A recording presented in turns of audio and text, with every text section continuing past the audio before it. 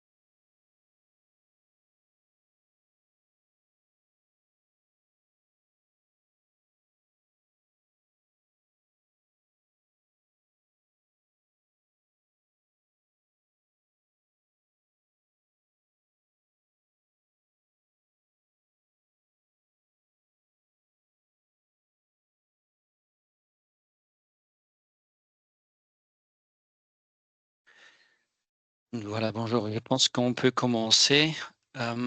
Donc, tout d'abord, un grand merci pour votre patience d'hier. Vous avez remarqué que la mise à jour a duré plus longtemps que prévu, mais vous allez voir que le changement qui a eu lieu est d'une importance tellement grande que, en fait, on a nécessité une période plus longue que les 2 heures qui étaient prévues. Alors, donc, qu'est-ce qui s'est passé hier? Donc, il y a eu une mise à jour de Protel Gestion des utilisateurs, ce qu'on appelle IM V3. Et dans la V3, il y a beaucoup de modifications qui ont été apportées qui vont vous permettre de mieux établir la gestion de vos utilisateurs. Avant que je l'oublie, il y a un de nos collègues qui va suivre le chat dans cette session. Si vous avez des questions, n'hésitez pas de les mettre dans le chat. À la fin de la session, après qu'on a fait toutes les explications, je vais prendre le chat et répondre à un maximum de questions. Les questions qu'on ne peut pas encore répondre, on va créer des tickets et on va suivre dans les tickets. Donc, n'hésitez pas à poser vos questions dans le chat. Alors, le changement qui a eu lieu est d'une telle importance que on a dû changer complètement le système de gestion des utilisateurs pour plusieurs raisons. La première raison, c'est, je prends next slide, voilà. Donc la première raison, c'est les politiques de mot de passe. Pourquoi est-ce qu'il faut une politique de mot de passe? Simplement parce que comme on traite des données sensibles comme des numéros de carte de crédit et des adresses et mails personnels de notre clientèle, on doit répondre à la PCI 4, qui est la législation pour la protection des données. Et donc, cette protection nécessite une gestion de mot de passe qui est plus forte que celle qu'on avait déjà aujourd'hui. Alors, donc ça veut dire que pour les nouveaux mots de passe, il va y avoir une expiration au bout de 90 jours.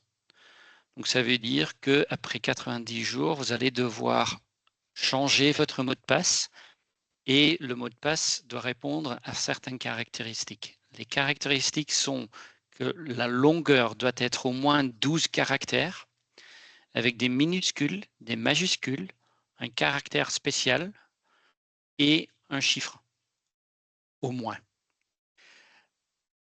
Le nouveau mot de passe ne peut pas être un des 24 derniers mots de passe utilisés. Et la dernière ajout, c'est que faire un reset du mot de passe ne peut plus se faire en direct dans la gestion des utilisateurs même, mais peut uniquement se déclencher en envoyant un email à l'utilisateur qui, par la suite, sera demandé de changer son mot de passe. Donc, ça veut dire qu'il n'y aura plus possibilité de demander à la personne qui gère les utilisateurs de changer le mot de passe. On peut le demander, mais alors la personne va cliquer le bouton pour envoyer un mail pour faire un reset du mot de passe.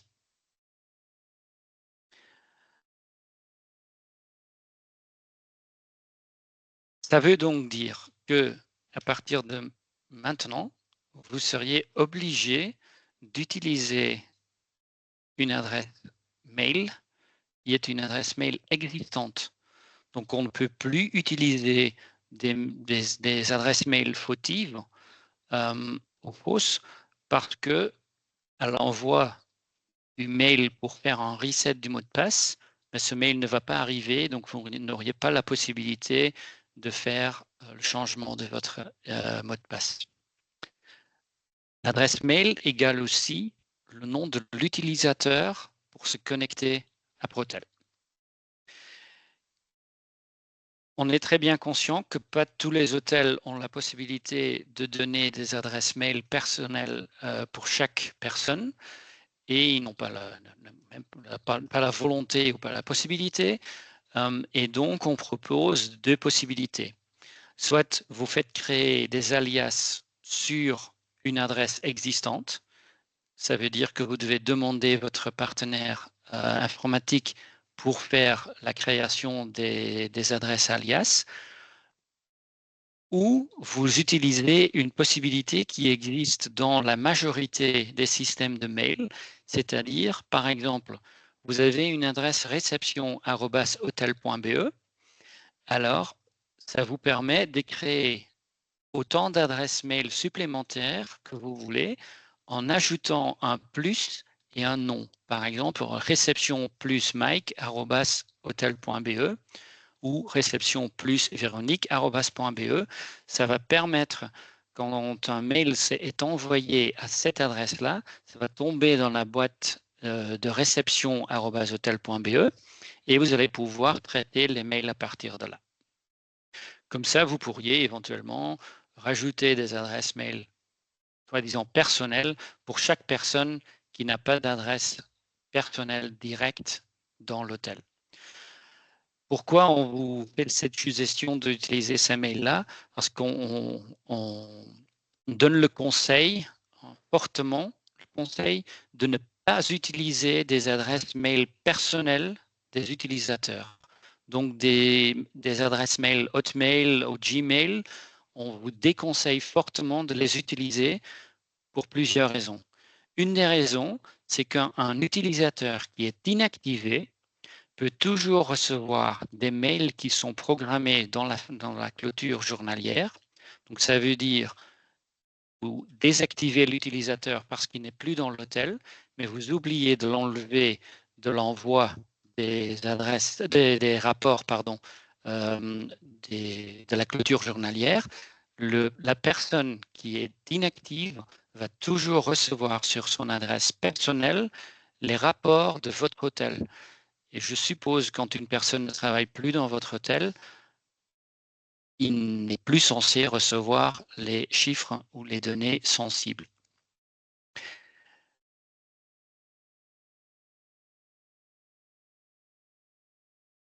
Alors, on va faire le tour de la nouvelle gestion. Et la nouvelle gestion se constitue en 4 différents groupes. C'est-à-dire, on a les permissions. Et les permissions dans Protel, vous allez voir qu'ils ont beaucoup facilité l'utilisation des permissions. On aura des rôles, on aura des groupes d'utilisateurs et on aura les utilisateurs. On va faire le tour en commençant par les utilisateurs. Et dans les utilisateurs, il y a quelques changements qui sont très importants. Le premier changement, c'est qu'un utilisateur qui ne se connecte pas pendant 90 jours sera automatiquement inactivé. Ça veut dire que la personne qui a ce login ne pourra plus se connecter sans que l'administrateur de vos utilisateurs va réactiver son utilisateur. Le mot de passe devra être changé parce qu'après 90 jours, le mot de passe doit de toute façon être changé. On aura la possibilité d'enlever des utilisateurs qui sont, par exemple, plus actifs dans l'hôtel. Alors, une suppression d'un utilisateur restera toujours présent dans le système pendant 90 jours, pendant lesquels une réinstitution de cet utilisateur est encore possible avec la récupération de tous ces droits et de tous ces groupes d'utilisateurs auxquels il était lié. Après 90 jours, la suppression de l'utilisateur devient permanente et donc ne peut plus être récupérée. Par contre, on peut réutiliser la même adresse mail et ça veut dire que tous les paramètres qui étaient présents dans l'ancien utilisateur seront supprimés et donc il va utiliser les nouveaux paramètres qui sont créés au moment que vous réutilisez l'adresse mail. Autre possibilité, c'est que pour les utilisateurs où vous désirez changer l'adresse mail, vous ne devez pas recréer des nouveaux utilisateurs, mais vous pourriez simplement éditer les utilisateurs existants et donc ensuite changer l'adresse mail. Pardon. Alors, on vous donne une vue sur les différents écrans de la nouvelle gestion des utilisateurs. Le premier écran que je vous montre, c'est au niveau des utilisateurs, la gestion des utilisateurs et donc la liste de vos utilisateurs que vous allez pouvoir vérifier.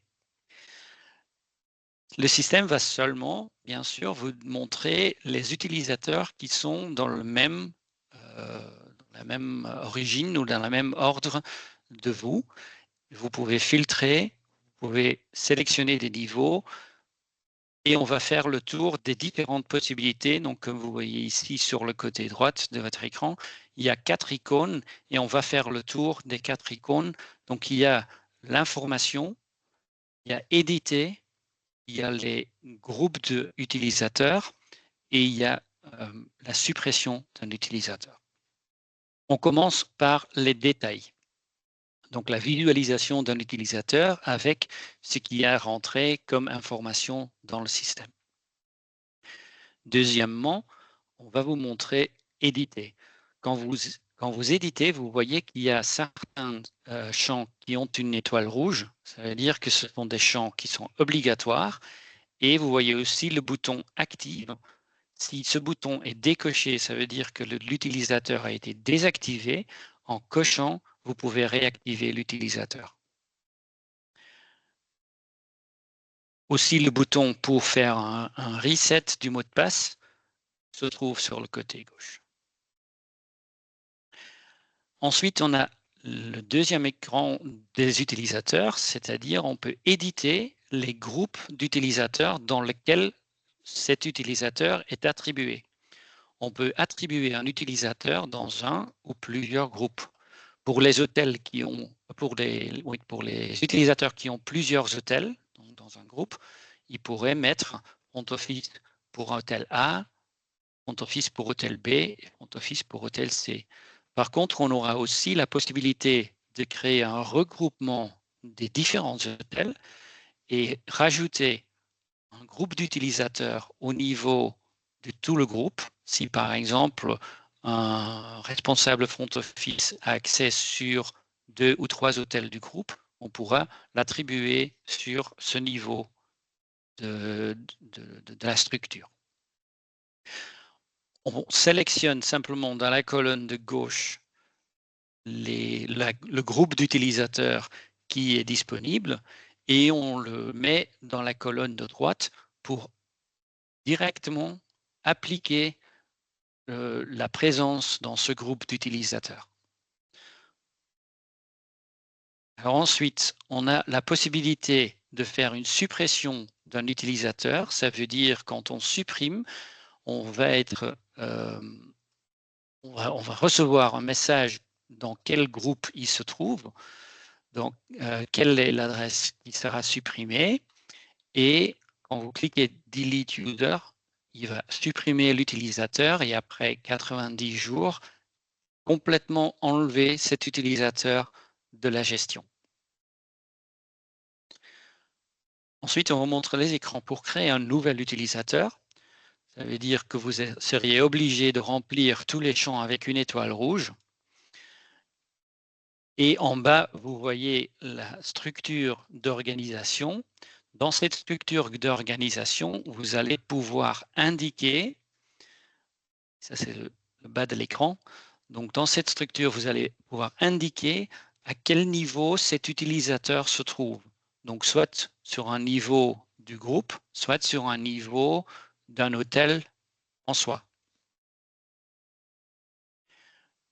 Ça deviendra plus clair au fur et à mesure que vous allez créer des nouvelles utilisateurs. De toute façon, tous vos utilisateurs ont été migrés sur le nouveau système et ont donc reçu soit des droits d'administrateur s'ils étaient déjà dans un rôle administrateur, ou ils ont reçu les droits front office s'ils étaient dans un groupe qui n'avait pas le mot admin dans le rôle qui leur était attribué.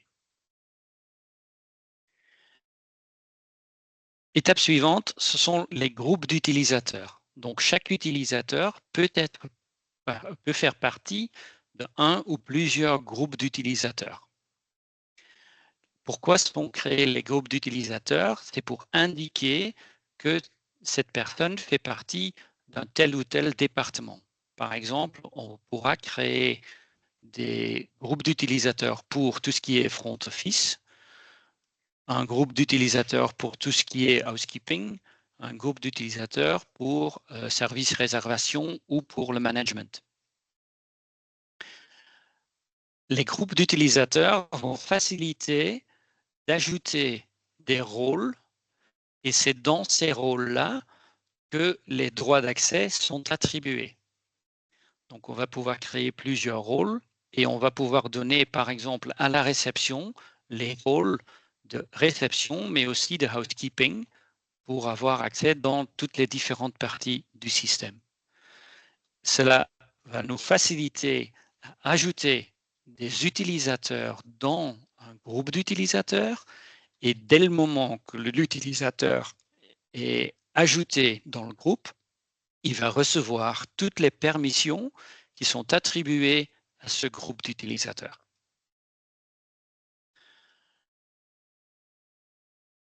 Pour la partie des groupes d'utilisateurs, on a aussi un overview. Donc, sur le côté gauche de votre écran, vous voyez les différentes structures dans lesquelles peuvent être présents les groupes d'utilisateurs. Donc, ici, on a Focus Hospitality qui est un regroupement de plusieurs hôtels et l'hôtel Protel Belgium qui est l'hôtel sur lequel vous pouvez travailler. Ici, j'ai sélectionné donc l'hôtel Protel Belgium et je vois que sur le côté droite de mon écran qu'il y a 3 groupes d'utilisateurs, c'est-à-dire le Channel App Customer, le Front Office et le Manager qui existent. Dans le Manager, vous voyez qu'il y a déjà 5 utilisateurs de rajouter. Dans le Front Office, il n'y en a pas encore, mais donc, le nombre d'utilisateurs présents dans le groupe sera affiché. On va faire pareil que pour le reste, donc on va faire le tour. Donc ici, vous avez l'overview de ce qui est disponible. Ensuite, on vous montre les détails donc, et les propriétés d'un groupe d'utilisateurs. Donc, dans les groupes d'utilisateurs, vous voyez qu'on peut rajouter différents rôles. Donc ici, dans ces cas-là, pour un front office, vous voyez qu'il y a BW Customers qui est un rôle qui est attribué, PCI Tokenize, PMS Front Office, PMS My et PMS Report qui sont attribués à ce groupe d'utilisateurs. On a aussi la possibilité de voir quels sont les utilisateurs qui sont présents ou qui font partie de ce groupe d'utilisateurs. Dans ce cas-ci, il y a donc pour le manager 5 utilisateurs, comme on avait dit tout à l'heure, il y a 5 utilisateurs qui font partie du groupe d'utilisateurs manager. On peut éditer un groupe d'utilisateurs existants. Donc on peut lui donner un nom, une description, utiliser toujours des descriptions qui disent bien quel est le but de ce groupe d'utilisateurs. Et puis le niveau qui sera toujours customer, donc utilisateur pour vous. Ensuite, on voit les différents rôles qui sont déjà présents dans ce groupe d'utilisateurs, mais il y a un bouton aussi pour ajouter d'autres rôles à ce groupe d'utilisateurs. On peut donc éditer l'attribution des utilisateurs pour ce groupe d'utilisateurs. On voit dans la colonne de gauche tous les utilisateurs disponibles et on voit sur la colonne de droite tous les utilisateurs qui sont attribués dans le groupe manager. On peut supprimer un groupe d'utilisateurs. Quand vous voulez supprimer un groupe d'utilisateurs, Protel va vous prévenir qu'il y a encore des utilisateurs qui sont présents dans le groupe. Ça veut dire que dès le moment que vous supprimez le groupe et que vous confirmez, ces 5 utilisateurs vont perdre les permissions qui sont présentes dans ce groupe. S'ils font encore partie d'un autre groupe avec d'autres droits, ils pourront très bien garder ces droits-là, mais ils vont perdre les droits qui sont attribués au groupe manager. Alors ensuite, pour créer un nouveau groupe d'utilisateurs. Un nouveau groupe d'utilisateurs, comme je vous ai déjà dit tout à l'heure, vous lui donnez un nom et une description qui raconte un peu à quoi sert ce groupe d'utilisateurs. Et ensuite, vous allez rajouter des rôles à votre groupe. Donc, vous aurez la liste des différents rôles qui sont disponibles. Vous voyez qu'il y a déjà pas mal de rôles standards qui sont présents dans le système, déjà à partir du niveau du support de l'Allemagne. Ils ont été créés. Vous allez pouvoir utiliser ces groupes existants, ou ces rôles existants, pardon, mais vous allez aussi pouvoir cloner, donc copier les rôles et changer les droits qui sont présents dans chaque rôle, ou vous en créez des rôles vous-même dans lesquels vous attribuez les droits de votre choix. On revient sur les droits tout à l'heure. Donc, une fois que vous avez rajouté les rôles et que vous sauvegardez le groupe d'utilisateurs, les utilisateurs qui font partie de ce groupe vont recevoir automatiquement et tout de suite les droits d'accès sur cette partie de Protel. Ensuite, on parle des rôles. Donc, les rôles qui sont des regroupements de permissions des droits d'accès sur Protel. On peut en ajouter, on peut en enlever, et dès que on fait une sauvegarde de l'action, ça a un effet immédiat sur le groupe d'utilisateurs auquel le rôle a été attribué. On peut voir au niveau des rôles quels sont les groupes d'utilisateurs qui sont attribués à ce rôle et donc on peut voir quels sont les utilisateurs qui ont le droit de l'utiliser. On fait à nouveau le tour. Donc, dans la vue globale, vous voyez donc dans la colonne de gauche qu'il y a une structure Focus Hospitality qui contient un ou plusieurs hôtels. Et je vois qu'au niveau de Focus Hospitality, quand vous regardez le côté droit de votre écran, vous allez voir que donc au niveau de Focus Hospitality, il y a un rôle qui a été créé, PMS Housekeeping, qui peut être attribué à tous les hôtels ou tous les groupes qui se trouvent en dessous.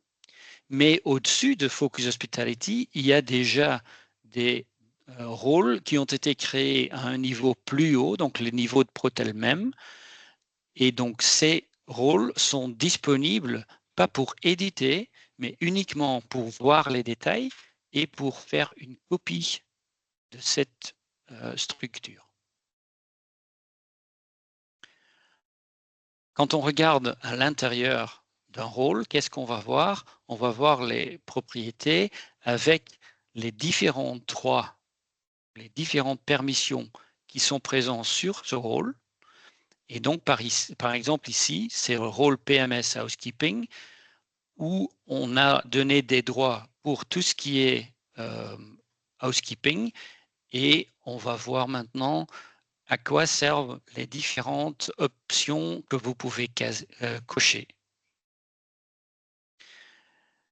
Pour les permissions ou les droits, il y a 4 possibilités. On a la possibilité d'une visualisation, donc ça veut dire que celui qui a le droit peut consulter, mais ne peut rien changer.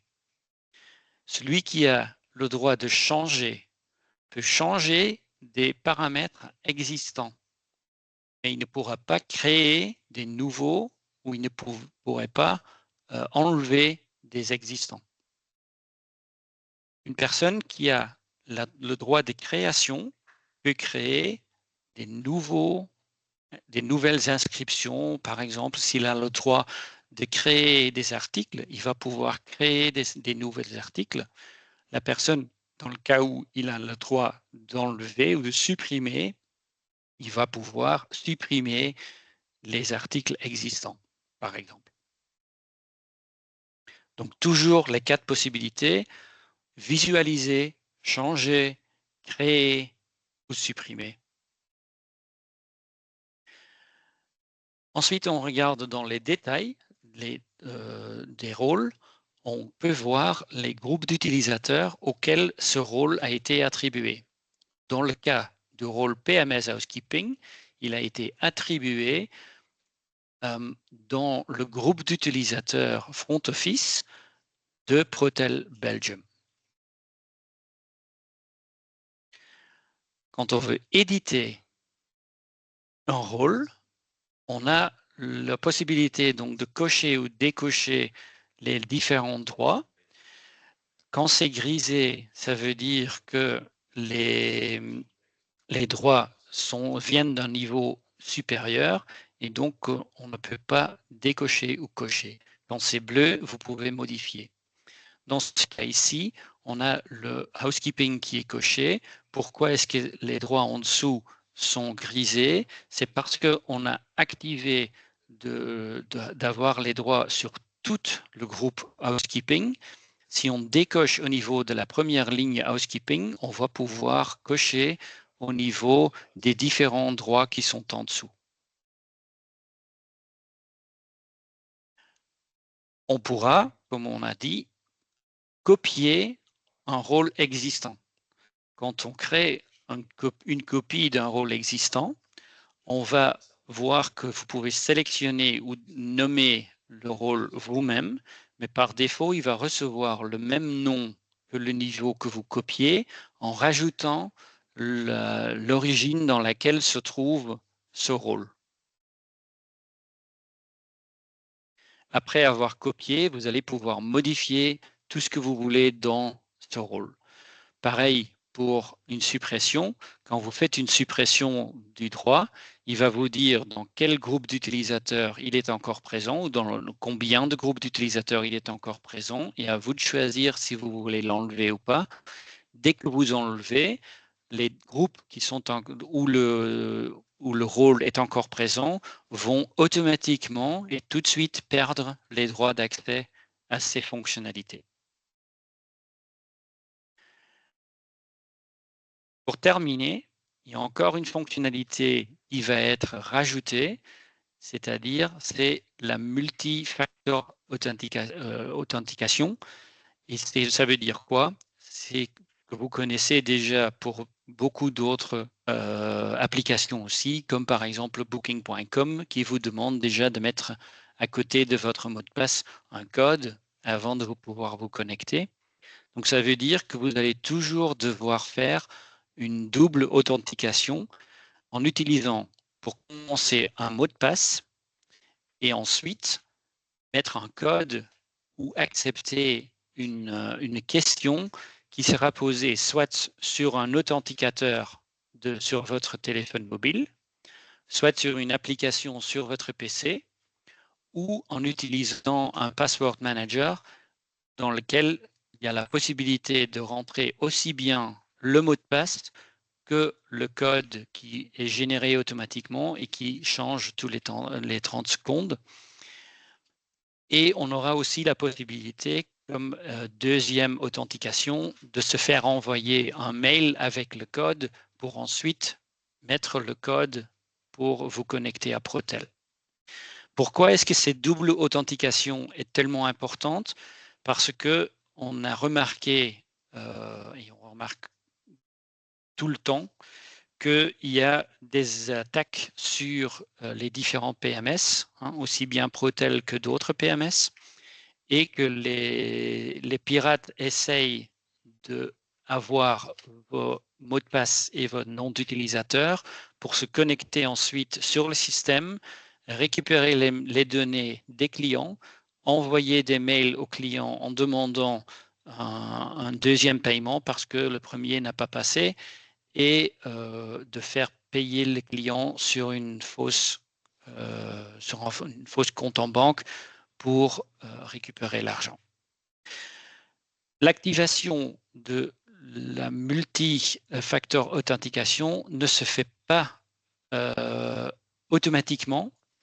C'est une activation qui doit se faire groupe par groupe ou hôtel par hôtel, mais une fois qu'elle est activée, il n'y a plus possibilité de retourner en arrière. Activer, c'est activé et ça reste activé. Pour l'instant, on ne peut pas encore, on ne va pas encore l'activer, mais d'ici une semaine, on compte avoir plus d'informations pour vous faciliter à activer cette multi-factor authentication. C'est une obligation qui sera nécessaire pour tous les hôtels où les données de carte de crédit sont importées dans les réservations. Donc, il n'y aura absolument pas de possibilité de travailler avec des numéros de carte crédit sans la double authentication. Voilà, je sais qu'on a très vite fait le tour de toutes les disponibilités et de toutes les possibilités de la nouvelle gestion. Sachez que pour toutes vos questions, vous pouvez toujours les poser sur notre adresse mail que vous connaissez sans doute. C'est le support@focushospitality.be ou si c'est une question urgente ou bloquante, n'hésitez pas de nous téléphoner. Le numéro est encore mentionné à l'écran. Sachez que notre équipe est toujours disponible pour répondre à toutes vos questions. Je vois qu'il y a des questions dans le chat, donc on va un peu regarder. Est-ce que l'authentication multifactorielle sera obligatoire? Oui, elle sera obligatoire pour tous les hôtels qui utilisent le PCI, donc ça veut dire la tokenisation des cartes de crédit. Dès qu'il y a un numéro de carte de crédit qui est rentré dans une réservation, elle doit être protégée et encryptée dans le système pour ne pas être visible comme ça. Donc, pour tous les hôtels qui ont des cartes de crédit dans les réservations, et à mon avis, il n'y en a pas d'autres, ce sera obligé de l'activer. On ne sera pas obligé de l'activer tout de suite la semaine prochaine, mais on vous conseille fortement de le faire au plus vite possible parce qu'on ne prendra aucune responsabilité si des pirates arrivent à avoir vos coordonnées de votre nom d'utilisateur et votre mot de passe, et il n'y aura aucune reproche à faire si les données sont volées.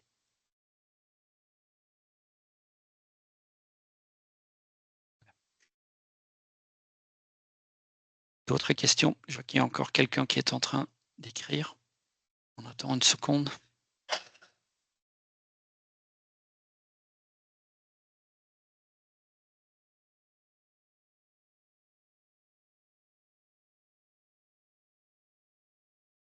Non, donc l'activation de l'authentication multifactorielle sera faite au niveau de l'hôtel ou du groupe, et dès que l'activation est faite, dans les 24 heures qui suivent, chaque utilisateur sera posé la question de lier à son compte d'utilisateur au moins un appareil ou une application sur le PC, c'est-à-dire son téléphone portable avec un authenticateur ou une application sur le PC qui contient donc la gestion de son mot de passe et le code unique.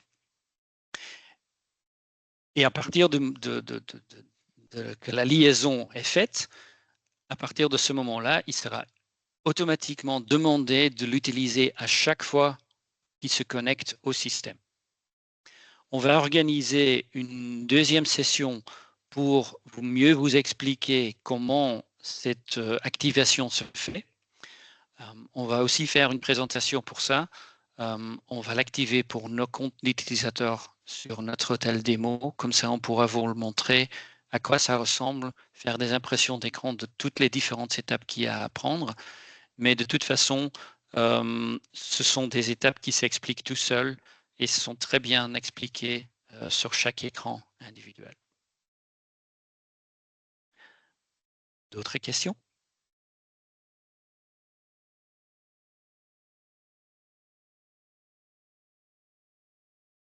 Alors, je tiens à revenir une dernière fois sur l'utilisation des adresses mail privées. Donc, Focus vous conseille très, très fortement de ne pas laisser utiliser des adresses mail personnelles, mais d'utiliser l'adresse mail de l'hôtel même ou d'utiliser la possibilité d'un rajout en utilisant le plus. Donc, par exemple, réception plus mike@hotel.be pour créer des adresses mail supplémentaires, mais qui arrivent donc dans la même boîte à mail de la réception, par exemple. C'est très important, et pour les utilisateurs qui sont déjà existants, vous allez pouvoir changer le mot de passe, l'adresse mail existant et le changer dans un autre adresse mail qui reste à l'intérieur de l'hôtel, plutôt que de voir partir des données vers des utilisateurs dans leur boîte à mail privée.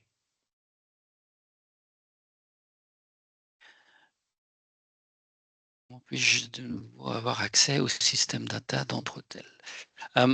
Pour les personnes qui ont aujourd'hui pas accès au système data, ça veut dire qu'ils faisaient partie d'un groupe qui ne portait pas le nom admin. Ils peuvent prendre contact avec le support et ils peuvent demander d'être rajoutés dans le groupe de managers qui a un accès dans la système data.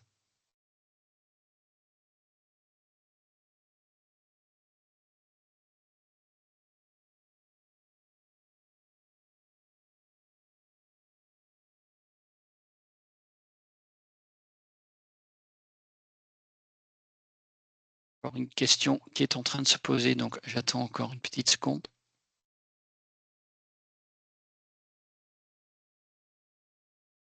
Je vais en profiter de vous dire que entre-temps, Protel est en train d'essayer de résoudre les derniers soucis qui ont, qui ont fait surface pendant la mise à jour.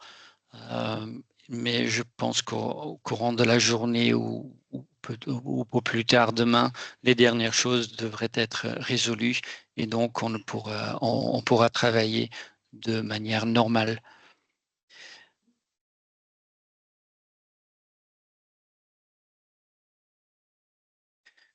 Alors, pour l'authentication multifactorielle, un numéro de GSM ne sera pas indispensable, c'est-à-dire il y aura plusieurs possibilités pour lier donc une double authentication sur votre compte, c'est-à-dire c'est soit un téléphone portable avec un authenticateur, comme vous le connaissez déjà pour votre application de banque, pour Booking.com aujourd'hui, il y a déjà cette nécessité, mais on pourrait très bien imaginer de mettre sur votre PC un logiciel qui fait la génération ou la création de ce code et donc de l'avoir sur votre PC au lieu de l'avoir sur votre téléphone. Bien entendu, ça veut dire que si vous voulez utiliser Protel sur un autre PC, par exemple de chez vous à la maison, que vous allez devoir avoir une possibilité de vous authentiquer de la même manière si ce logiciel n'est pas installé sur votre PC privé. Troisième possibilité, c'est de faire envoyer un email et donc l'email contiendra le code pour s'authentiquer dans le système.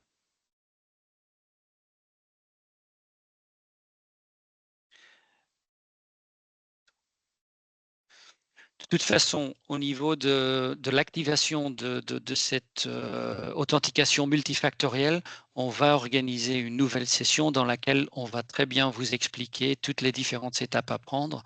Mais sachez qu'une fois activé, c'est activé pour tous les utilisateurs de tout l'hôtel et il n'y a plus de marche arrière. On ne peut plus revenir en arrière.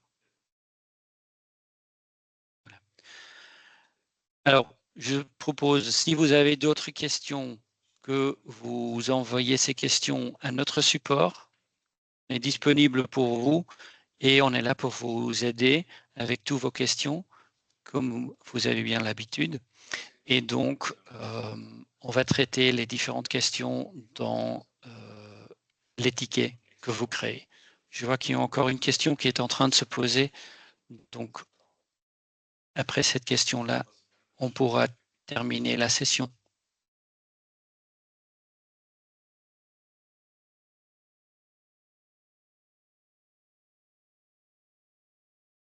Ah oui, je vois qu'il y a encore une question qui n'a pas été répondue. Si c'est normal que vous n'avez plus accès au channel, non, c'est pas normal. On est très bien conscient qu'au niveau de l'accès sur le channel app, il y a encore quelques petits soucis. Protel en est conscient. Ils sont dessus. Ils sont en train de travailler sur une solution pour rendre l'accès à tout le monde qui en a besoin sur les channels.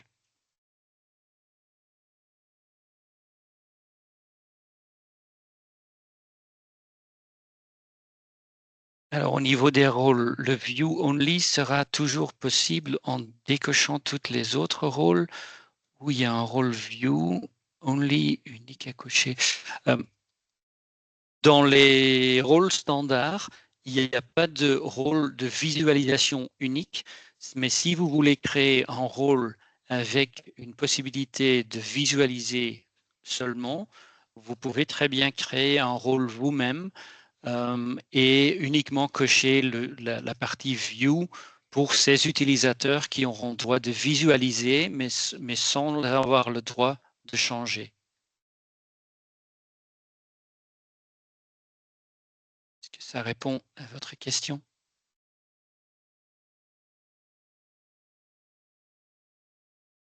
Ok, très bien.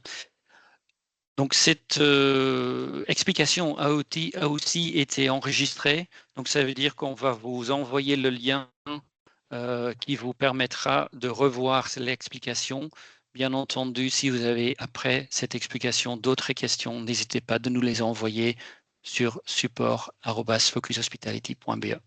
Je vous remercie tous d'être présents et je vous souhaite une très bonne journée. Merci beaucoup. Au revoir.